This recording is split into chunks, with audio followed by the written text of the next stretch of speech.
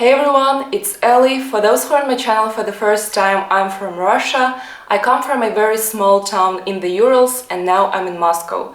I've also studied and worked abroad for quite a long time, and this experience of living abroad made me realize that there are so many things in Russia that are completely normal and usual for us Russians, but they're quite difficult to understand or even weird for people from abroad.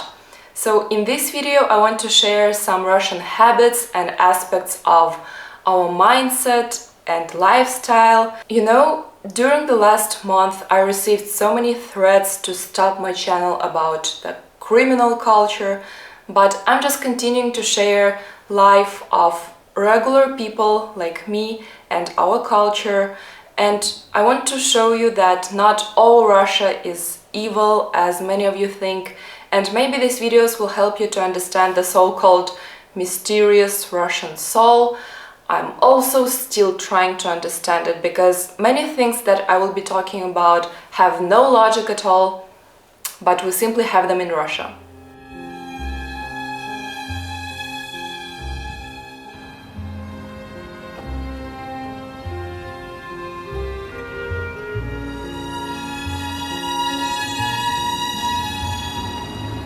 Fact number one about weird behavior of Russians. Men in Russia always carry women's things, and they wouldn't allow her to carry anything. Because a guy wants to show his masculinity, that he is strong, he wouldn't let the girl to carry anything heavy, that he cares about her. But these behaviors went to extremes because it's a common thing in Russia that you will see a couple and a guy carrying this pink small purse or a clutch. So a guy is walking with this pink purse because he wouldn't allow the girl to carry anything, but it's not heavy at all. Where's the...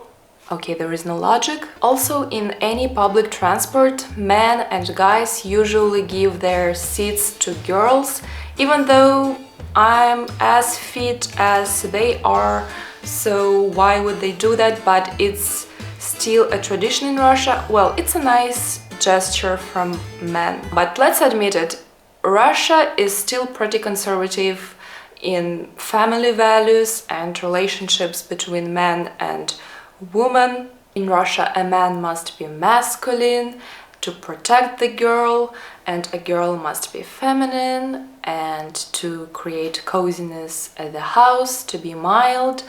And actually I think, mental problems because of this, because I want to make a career and to be a European-like woman, but I also want to be feminine, but I also want to be independent, but I also want someone to protect me and care, but it means that I'm not independent anymore. Oh! Another habit and a tradition is to give flowers to your teachers on September the 1st every year when you go to school. September the 1st is a day of knowledge and a big public holiday in Russia. On this day we don't have classes, but we have a huge holiday at our schools and universities, big parades and concerts to celebrate the beginning of the new year, let's say the year of knowledge.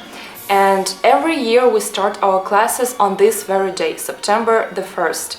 I know that in some countries classes start on random days, and they vary every year. You can start classes in August, in September, in October, but in Russia it's September the 1st for everyone. We give flowers to a teacher, there is a parade, and there is also a tradition of ringing a bell. Usually it's a guy who is in the last grade of school, and we have 11 grades. So usually it's a guy from the 11th grade who is gonna graduate this year. He puts a girl from the 1st grade who is only gonna start her classes at school, puts her on his shoulder, and then they go near the school and she rings a bell, which is called the first bell. the first bell for everyone to start their classes and new year of school. By the way, I have some footage from my very first bell.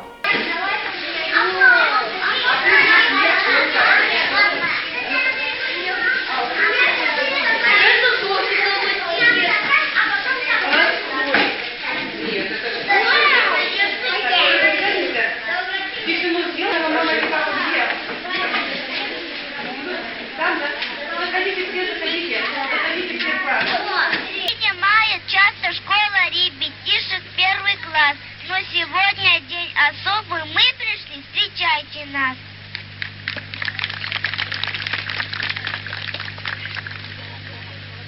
Я сегодня рано встал, умылся, зачесался, форму новую одел и всех учителей собрал.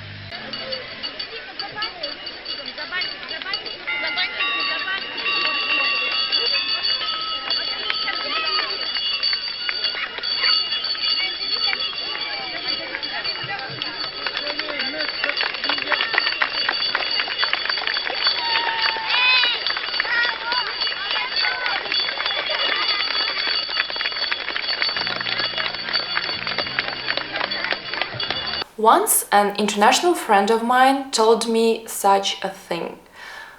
Russia is so corrupted, and it's corrupted to such a point that you even give flowers to your teachers.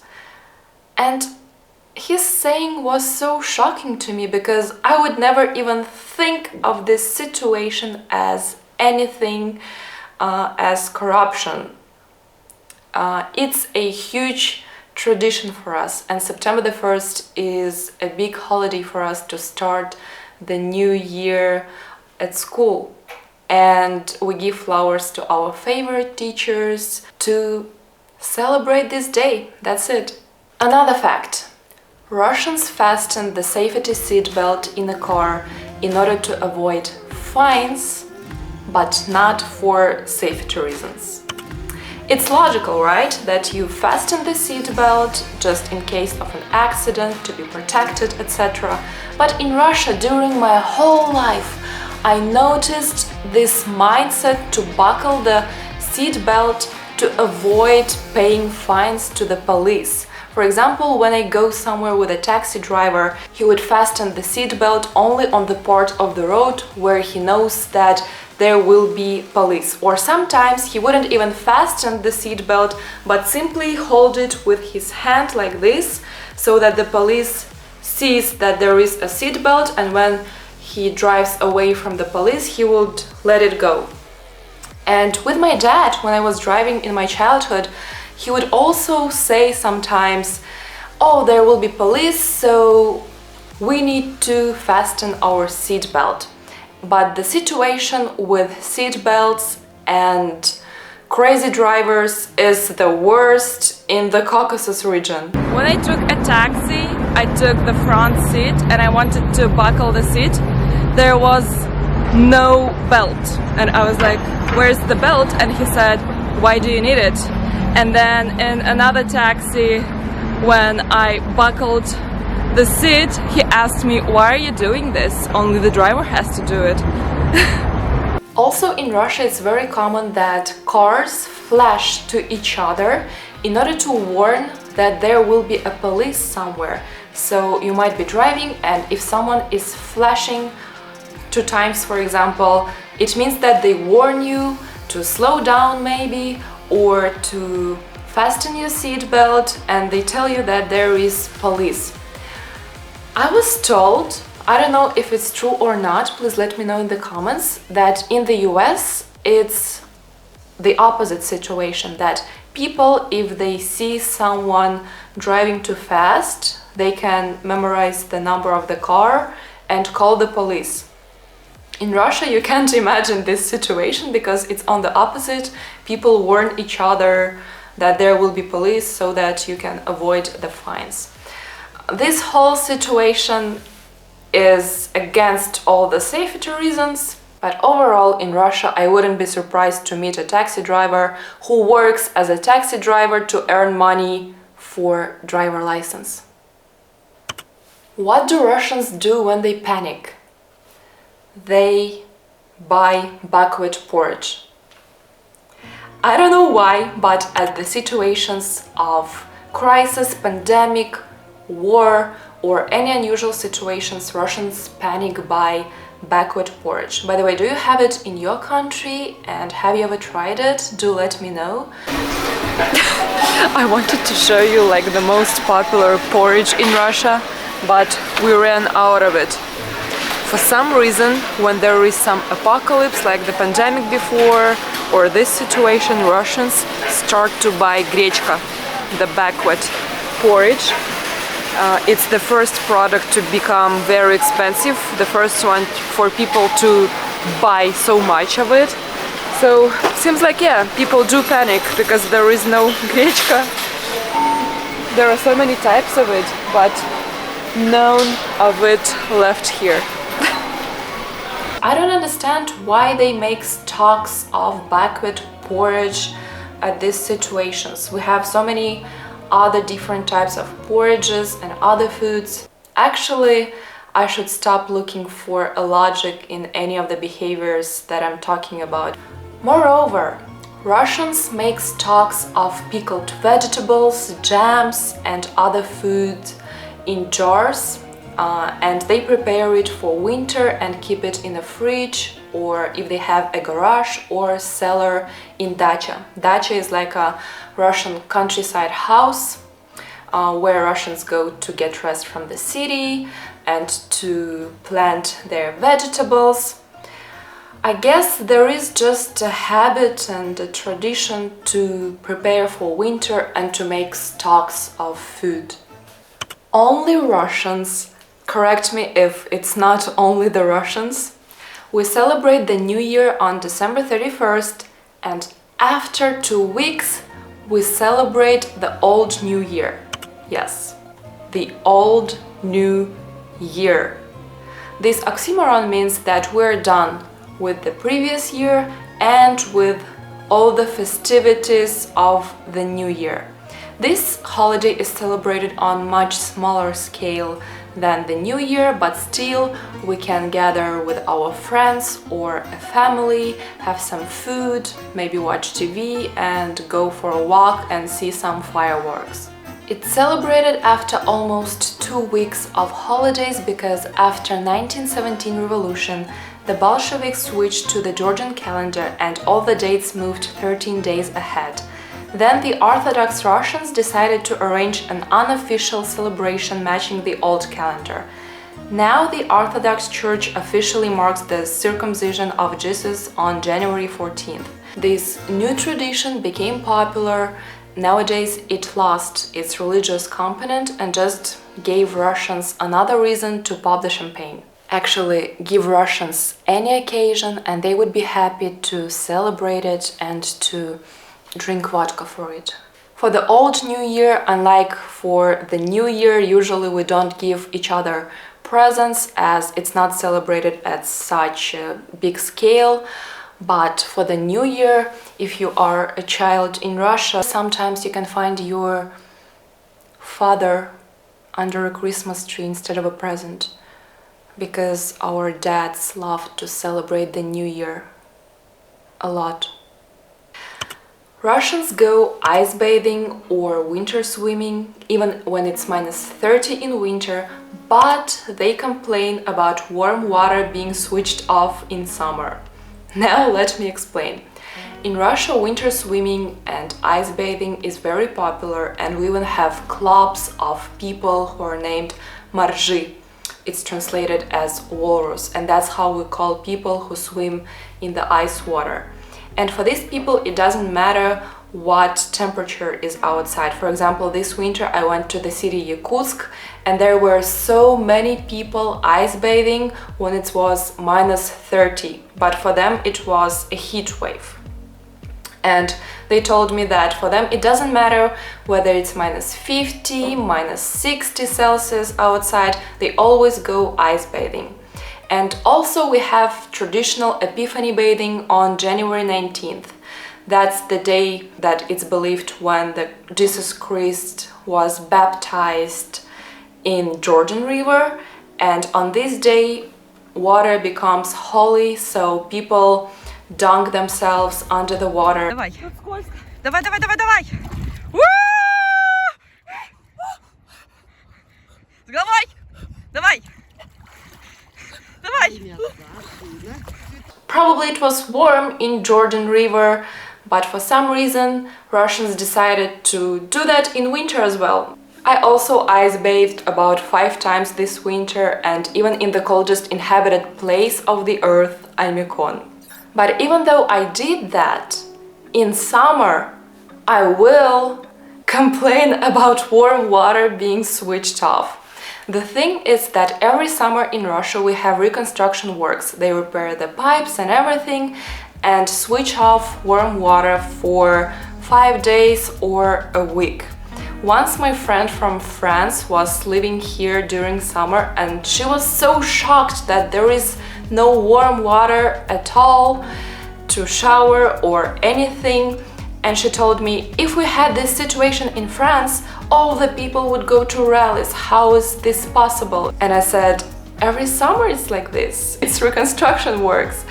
But if you go to smaller towns of Russia, and most of my childhood I spent in a small town, there they can say that they will switch off warm water for a week, give this announcement, but then switch it on again only in the autumn. So for 2 months you can live without warm water. And when I came to Moscow and I saw this announcement that for 5 days the water will be switched off, I was preparing myself for several months without warm water, but indeed they switched it on again in 5 days. And this was so shocking to me after living in a small town. Overall, situations like this toughen you up, you become so unpretentious, and after Russia you can bear with anything, survive any situation. And the last fact is that Russians always mock Russia, its government, people and lifestyle. I don't know if there is such tendency and a thing in other countries to make fun of themselves, but in Russia it's a huge thing. Amongst us, you will always hear that people always say that Russia is the worst country, the worst roads, that we don't have roads, we only have directions, the worst cars. Everyone mocks about Lada car, even though it's the most popular car in Russia. Mock our football team, soccer team, that it's the worst team, they can never play a good game. We can get in a World Cup championship only because we hosted.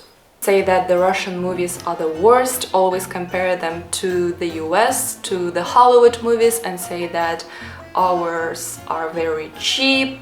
Also mock about our brands when many international brands, the clothes brands, left Russia.